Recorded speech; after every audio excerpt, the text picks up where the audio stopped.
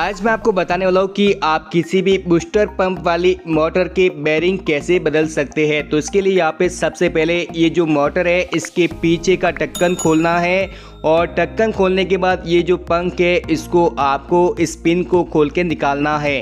अब इसके बाद यहाँ पे पीछे आपको ये जो बोल्ट दिए हुए हैं उसको खोलना है और उसके बाद आपको मोटर को उल्टा ऐसे पटकना है जिससे कि आपकी जो मोटर है उसका जो आगे वाला पंप है वो अलग हो जाता है। तो यहाँ पे आप देख सकते हैं कि इस भाग को मैं अभी साइड में रख लेता हूँ। साइड में रखने से पहले यदि इसके अंदर बेरिंग है तो आप बेरिंग निकाल सकते हैं, परंतु यहाँ पे ये जो बेरिंग है इसको निकालने के लिए सबसे पहले इस ढक्कन को हमें खोलना है। तो खोलने के लिए यहाँ पे निशान कर सकते हैं। उसके बाद आप इस प्रकार से बूस्ट को नीचे रखकर फिर आप इसको किसी भी नुकीला जो भी आपके पास औजार हो उसको यहाँ पे लगा के आप इस बेरिंग को निकाल सकते हैं। अब इसके बाद यहाँ पे हमारा जो पंप है इसको हमने अलग निकाला है। तो अब हमें इसको खोलना है। खोलने से पहले यहाँ पे आप इस प्रकार से निशान कर सकते हैं। निशान करने के बाद आपको चारों बोल्ट को इस प्रकार से खोलना है और उसके बाद यहाँ पे इसकी जो प्लेट है उसको निकालने के लिए आप किसी छीने की सहायता ले सकते हैं। अब यहाँ पे जब प्लेट निकल जाती है तो यहाँ पे आपको इस राउटर को भी निकालना होता है। तो राउटर जिसको आप इंपेलर बोल सकते हैं उसको निकालने के लिए आपको दोनों पैरों पर इस हेड को ऐसे रखना है। उसके बाद आपको ऊपर से किसी भी हथौड़ी की सहायता से इसको ठोकना है जिससे कि ये जो राउटर है जो कि इंपेलर है उसको आप इस प्रकार से निकाल सकते हैं। निकालने के बाद आपको ये जो प्लेट है उसको भी निकालना होता है। उसके बाद यहाँ पे ये जो पिन दी हुई है इसको भी आपको इस प्रकार से निकालना है।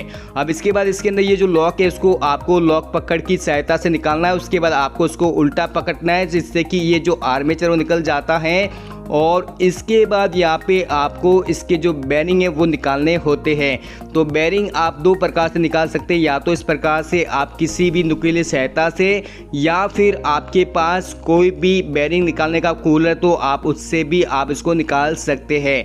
निकालने के बाद यहाँ पे सबसे पहले शाफ्ट को देखना है। शाफ्ट सड़ चुकी है तो आप इसको परवा सकते हैं, या फिर यहाँ पे थोड़ी ख़राब है तो आप इसको घिसकर साफ कर सकते हैं। और यहाँ पे ये जो प्लेट है उसमें कचरा है तो उसको भी आपको सही से साफ कर लेना है। जब यहाँ पे ये जो प्लेट है वो सही से साफ हो जाती है तो यहाँ पे आपको क्या करना है कि ये जो प्लेट है इसके जो पैकिंग है वो यहाँ पे आपको काटने होते, जो कि इस प्रकार से काट सकते हैं कि किसी भी पत्रिका या फिर आपके पास कोई अच्छा पेपर हो तो उससे आप काट सकते हैं। काटने के बाद यहाँ पे आपको क्या करना है कि आपके पास ये जो हेड है इसको यहाँ पे तैयार करना होता है। तो इसको तैयार करने के लिए सबसे पहले आपको क्या करना है कि दो बेरिंग आपको लाने जो भी साइज़ के हो, और उसके बाद आपको एक ऑयल सील की ज़रूरत होती है। तो यहाँ पे ऑयल सील डाली। अब यहाँ पे ऑयल सील का जो ये सीमेंट का भाग है इसको यहाँ पे इसके अंदर सही से और टाइट बैठाना है। यदि आपको लगता है कि ज़्यादा टाइट है तो आप इसको हल्का सा घिस सकते हैं, और घिसने के बाद यहाँ पे इसको अच्छी तरह से टाइट बैठाना ताकि पानी लीकेज नहीं हो। तो यहाँ पे मैं इसको इस प्रकार से बैठा लेता हूँ और इसके बाद पेस्टर का जो पीछे वाला भाग होता है उसकी सहायता से मैं इसको यहाँ पे सही से दबा लेता हूँ। अब इसके बाद इस बेरिंग को आप यहाँ से भी बैठा सकते हैं, और यदि आपको लगता है कि पीछे से बैठाना तो आप किसी भी बूस्ट की सहायता से आप पीछे से भी बैठा सकते हैं। तो यहाँ पे मैंने दोनों बेरिंग को इस प्रकार से बैठा दिया है।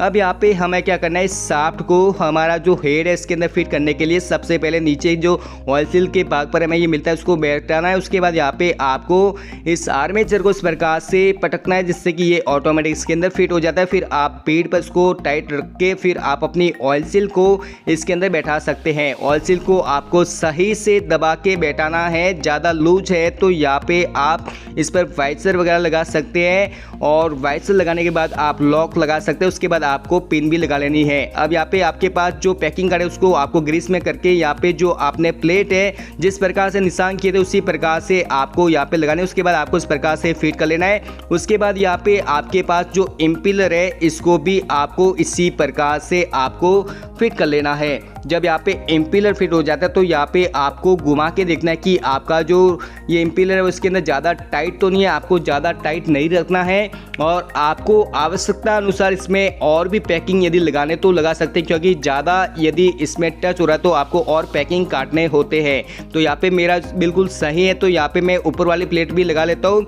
और उसके बाद इसके ऊपर का जो भाग है उसको भी मैं इस प्रकार से लगा लेता हूँ। तो यहाँ पे आप देख सकते हैं मैंने लगा लिया। उसके बाद यहाँ पे मैं चारों बोल्ट को फिट कर लेता हूँ, और यहाँ पे मेरा जो हेड है अब यहाँ पे सही इसके अंदर फ्री है। तो यहाँ पे पीछे वाला जो भाग है इसको भी यहाँ पे मैं लगा लेता हूँ और लगाने के बाद तीनों यहाँ पे जो स्क्रू है इसको यहाँ पे फिट कर लेता हूँ। तो यहाँ पे मेरी मोटर यहाँ पे बिल्कुल फ्री घूम रही है। तो यहाँ पे मेरी मोटर बिल्कुल तैयार हो चुकी है। फिर यहाँ पे मैं देख सकता हूँ कि मेरी जो मोटर है वो सही से तैयार हो चुकी है। तो यदि दोस्तों आपको ये वीडियो पसंद आए तो प्लीज़ इस वीडियो को लाइक करें, शेयर करें और इस प्रकार के और भी वीडियो देखना चाहते हैं तो प्लीज़ आप हमारे यूट्यूब चैनल को सब्सक्राइब भी जरूर करें। Thank you.